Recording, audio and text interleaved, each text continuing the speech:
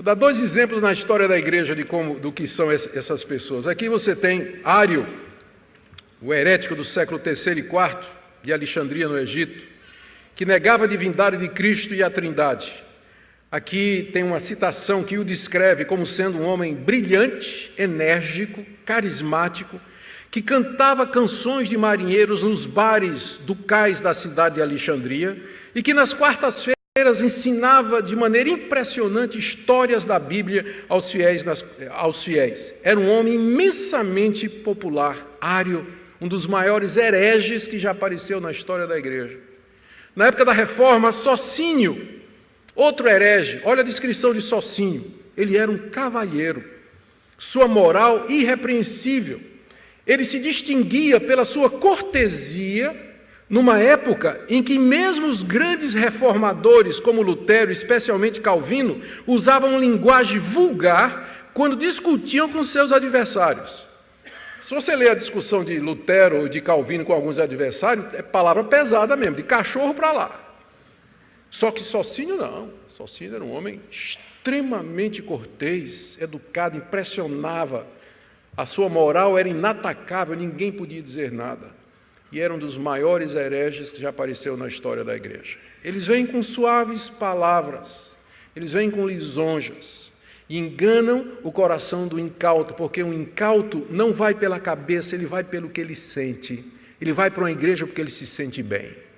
Ele não vai para a igreja porque aquela igreja está ensinando a verdade, mas eu vou para lá porque eu estou me sentindo bem, o pastor fala tão bem, é tão acolhedor, é tão gostoso. Não estou dizendo que essas coisas não são boas e que não são necessárias. A gente devia ter o melhor de dois mundos, não é? Uma igreja que pregasse a palavra de Deus e que acolhesse, onde as pessoas se sentissem bem.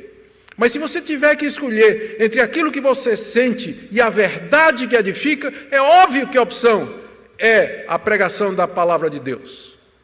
Mas os incautos, eles não ligam para isso, eles vão atrás de sermões que agradam o coração, que satisfazem os seus desejos, que vão dizer o que eles querem ouvir, e eles vão permanecer nos seus erros e na sua conduta, nunca vão ser confrontados. E o herege sabe disso, o falso profeta sabe disso, e com palavras suaves e lisonjas eles enganam o coração dos incautos, que acham que teologia é alguma coisa que não vale a pena.